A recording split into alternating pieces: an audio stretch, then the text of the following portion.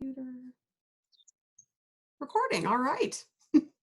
Hello, everybody. This is Jennifer White with the Portage Park District. Now let Leann introduce herself. Hi, I'm Leann Whyte, just a volunteer in Portage Park District, but love birds. Not just a volunteer. She's one of our volunteer naturalists and also is an expert at birds at Towers Woods. Yeah. So I know many of you were expecting to see us live on YouTube, and unfortunately we're having a little bit of technical difficulties, so I decided that we would just go ahead and get started and record this, and then we'll post it on both our YouTube site and on our Facebook account. So I'm sorry, those of you who are looking forward to joining us live and asking some questions live, but at least you'll be able to see us, and then you can always email me some questions that you might have at jcwhite, WHITE, at portageparkdistrict.org. So it'll be pretty easy for you to get in touch with me. And then also, if you have some awesome birds that you're seeing that you want to share with us, we would love to hear what you're seeing out there in Portage County and the surrounding areas. So please keep those questions coming. And of course, you can enter those observations also in on ebird.org. And I'm going to talk about that at the end today. Leann had an awesome idea of doing a little quiz for you guys. And she and I have chosen some birds, and we thought it would be a good idea to just teach you a little bit about, how you can ID some birds by sound. What are some of the visual characteristics to ID some of the birds? Obviously, we'd be here for hours and hours if we were going through all of them. So we're just going to do 5 today. We're going to keep it easy. So if you're somebody that is already familiar with birding and you just sort of want to test your knowledge, then I recommend you take out a piece of paper and number it 1 through 5. And what I'm going to do is play the calls of those 5 birds, and you can write down your guesses. And then Leann and I will go through those one by one and tell you who they actually are. All right. So this is our first bird.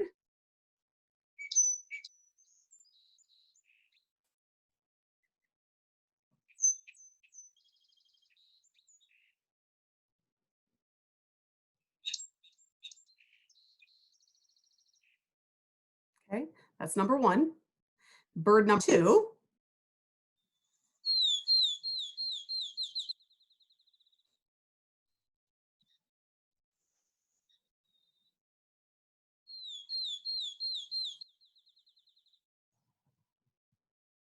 Okay, and now bird number 3 coming up.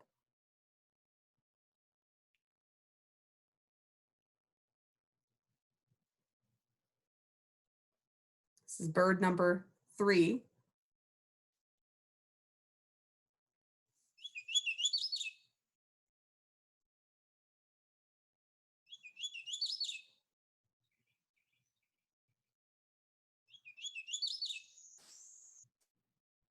Okay, now bird number 4.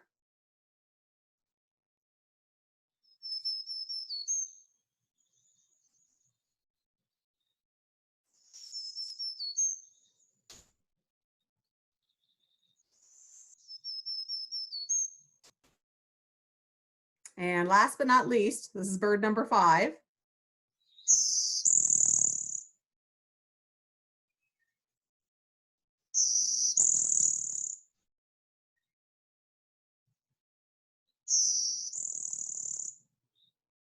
All right, does everybody have their guesses down?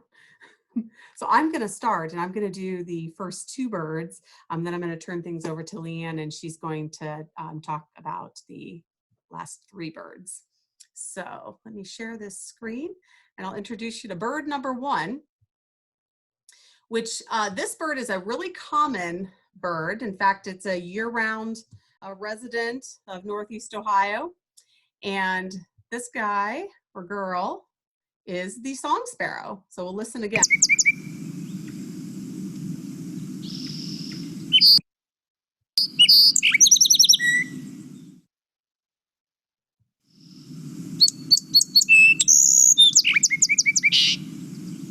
All right.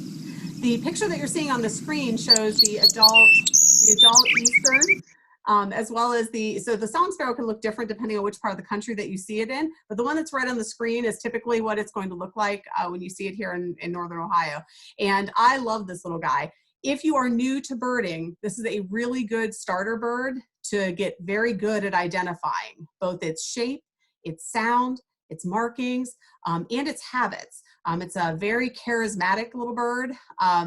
And this is a bird that's often used as a reference point to identify other birds. So you can say, well, it is smaller than a song sparrow, or has a shorter tail than a song sparrow, or is streaked like a song sparrow, but without the dot. So I want to draw attention quickly to some of the markings. With our sparrows, some of the quickest ways to ID a sparrow, at first glance, you're like, it's just a brown bird, right?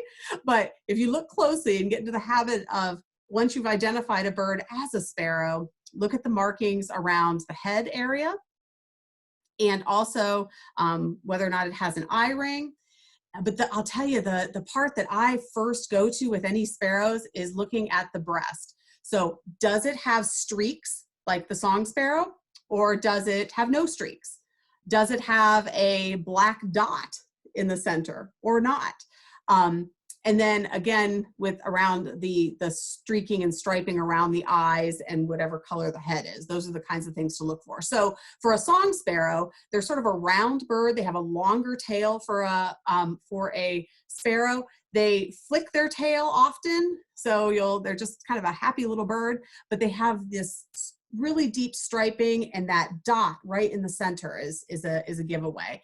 They also will have, and you can see it up close, you can't appreciate it as much, but when you look at this picture over to on the top right, you can see that it has almost dark whiskers that are coming down, some dark striping there.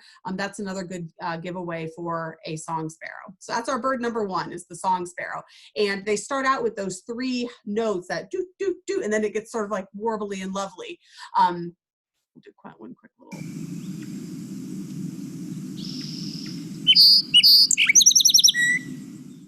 And we will hear those often. You often will see them around wet areas or shrubs or edges.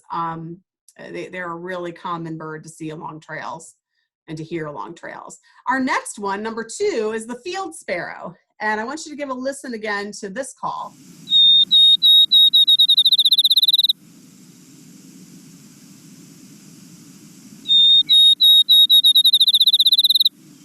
All right. So the field sparrow, you're much more likely to hear than you are to see. This is a grassland species, and while it's very common and widespread in this part of the world, they are year-round residents.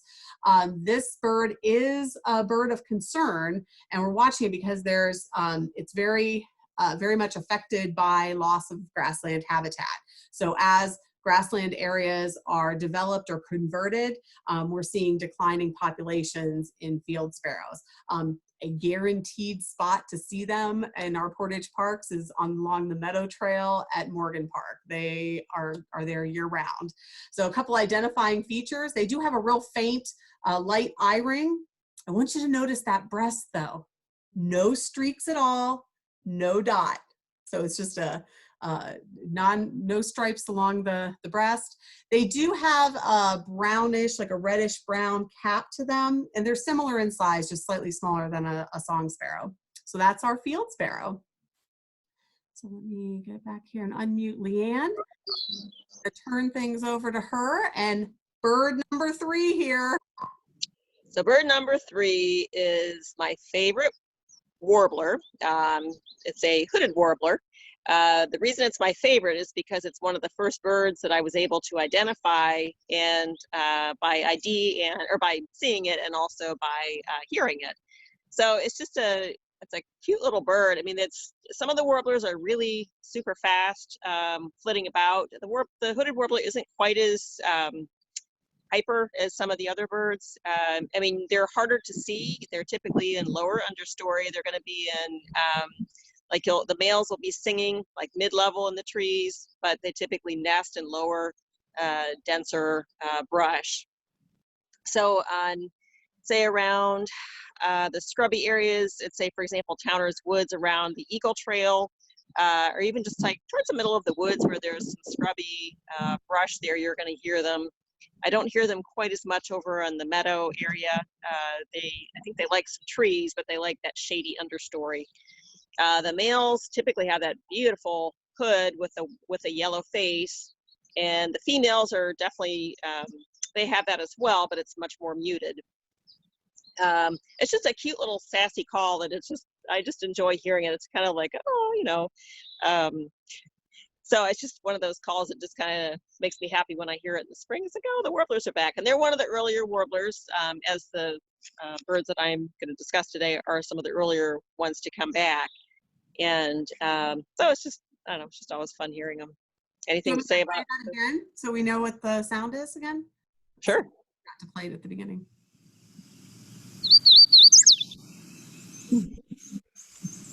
It's a cute little sound.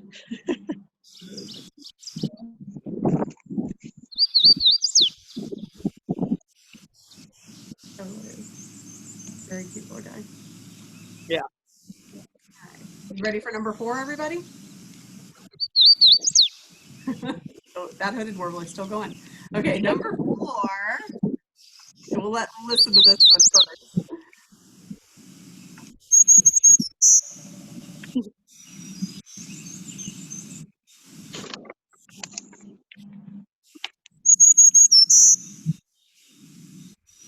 All right. Can you share a little bit about this guy, the black-throated green? Yeah. So, am I unmuted? Yes, you're good. All right. So this one is another earlier warbler that migrates through. I heard the first one's probably about 2 weeks ago in the Towners Woods area. I don't typically hear them throughout the summer. They are in the area. I'm not sure exactly where they nest. They prefer the coniferous or the mixed forests northeast in the summer.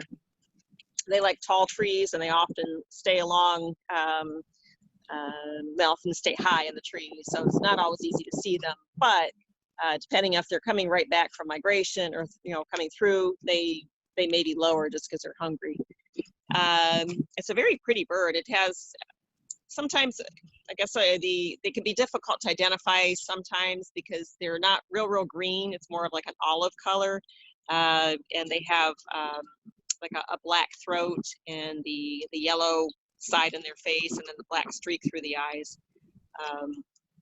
But they have a little different morphs. A young female versus a female versus a male can look a little bit different, but they have the basics, the green in the back and the yellowish side and the face there. And they just a very distinctive call that I just have picked up as well. I see them, or I hear them a lot when we are in the Pennsylvania forests, near like Heart's Content and those, because they like the deeper forests. One of the few birds that you actually will see out in some of the deeper forests. And it's just a cute little call, and they are pretty active. They're going to be flitting about, and yeah, they have that zoozy, whatever, and then the zzz, and it's just it's kind of funny buzzy sound that it's just kind of a neat call. Any more thoughts? Oh, I was just going to agree. There's that little. That's good. And Leann, we were talking earlier today about sounds and what you'll see in the field guides. Do you want to give your thoughts on that? Because I agree with you. So a lot of times when they're talking about like on a field guide or even some of the other like things they'll read, you can print out of all the birds, the mnemonic sound that they make. Mm-hmm. And those are really interesting to look at, and they can be helpful, but to read through a mnemonic of a bird and just say, this is the, sorry, there's a neighbor's dog out. Oh my gosh. Can you hear that? They're participating. Sorry. I can still hear you. Anyhow, so it can be difficult to learn a bird call with just looking at the mnemonic. It's just something you just have to go out there and just kind of, I guess maybe just have an idea, like maybe what the sound creates in your brain when you hear it. I guess would be the one way to start identifying. The mnemonics, like I said, they can be helpful, but they can also be really confusing because one person's mnemonic may not be another person's way of interpreting that mnemonic. So it's just like, meh, what are they saying? So anyhow, yeah, I personally haven't found those to be extremely helpful, but they could be helpful for some people. Mm-hmm. Like I think it was last week we were talking about the Eastern Towhee and the drink. Yes. That one really, really sounds like it's spelled there. But Right. sometimes you're right. I feel the same way. Sometimes if I read them in the book and I'm listening for that sound, it doesn't line up with what I have pictured in my brain. So No. I do think it's nice using sites like the Cornell Lab or some of the birding apps. You have the iBird Pro, and there's the Merlin app through Cornell. There's also the Audubon app and a number of other ones. It's nice to be, or just on this Cornell Lab website that I'm using today, where you can see the picture of the bird and you can listen to its sound and sort of make that connection in your head of what you're hearing. Because it doesn't always, going by sound, I feel like in the books, in the field guides, it sometimes is hard to, depending on how your brain works. Exactly, and everybody's different. You know, some people are going to remember things a lot more easily than other people. If they, it's not that big of a deal. But anyway, yeah, exactly. So that's our number 4 is the black-throated green warbler. And last but not least, and I was so glad you picked this one too. This is the blue-winged warbler.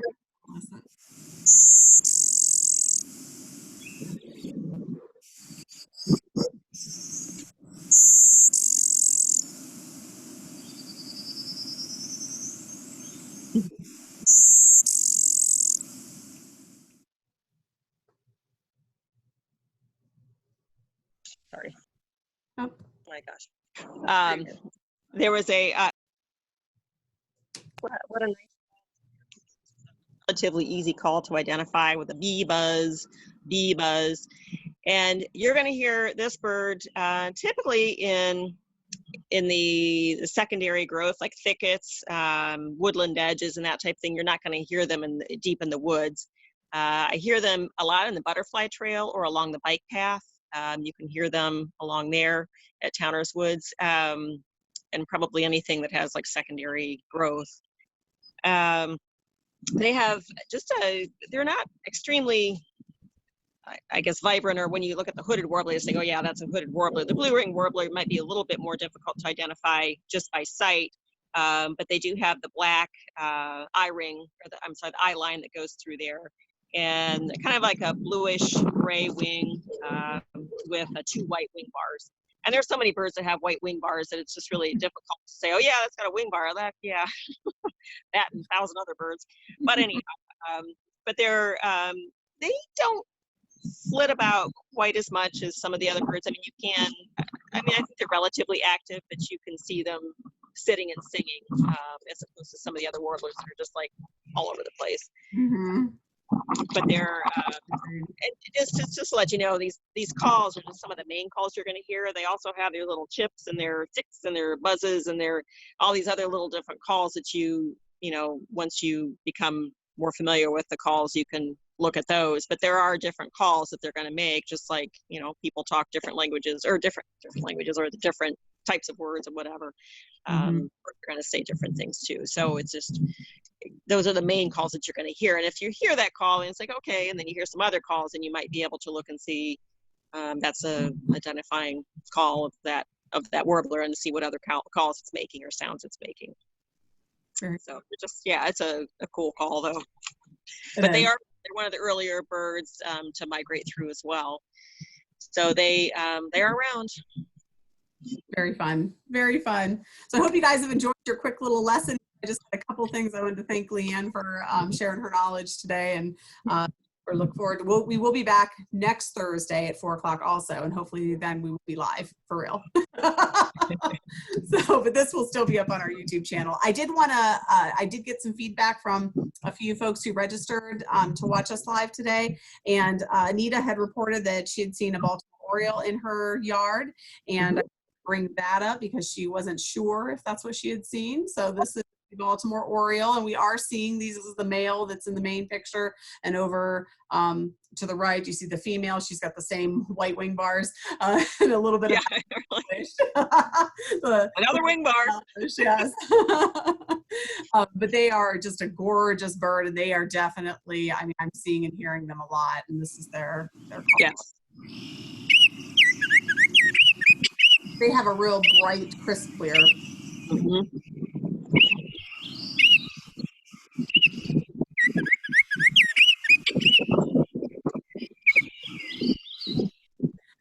Some of the other ones, I know Linda had mentioned she was seeing a bunch of things in Stowe. I don't have her list, unfortunately, but I have seen reports of indigo bunting starting to move into the ruby-throated hummingbirds. Got our first reports of sightings of those here this past week.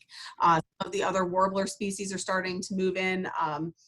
And so there's a lot going on right now. And in fact, normally many of us who have been into birds for years have been going up to the Lake Erie shore and McGee Marsh, Ottawa National Wildlife Area for the biggest week usually, but it's canceled this year because of the virus. And so eBird is still sponsoring the Global Big Day though, Saturday, May 9th. So I encourage anybody that's out there listening to get an eBird account. It's free, ebird.org, and you can pay attention to what, either go out on a special trip in your local area, what is outside in your yard, and a big day would be trying to find as many different in one day. And so you can enter those in on eBird, and they're keeping track of the birds. So it's a global big day this Saturday. That's a way that you can participate. And while I'll tell you next year when we're able to go up to Lake Erie to see the warblers, that's such a great place to get a lesson on warbler ID as well as many other migrants. It's just a really phenomenal experience if you haven't done it before. So not this year, but we'll be back next year, right, Leann? That's right. So have a great day, everyone, and we will see you next week. And please, again, email me, portageparkdistrict.org, if you have any questions or have some suggestions of things that you'd like to learn about next week. Have a great day. Bye-bye. Bye-bye.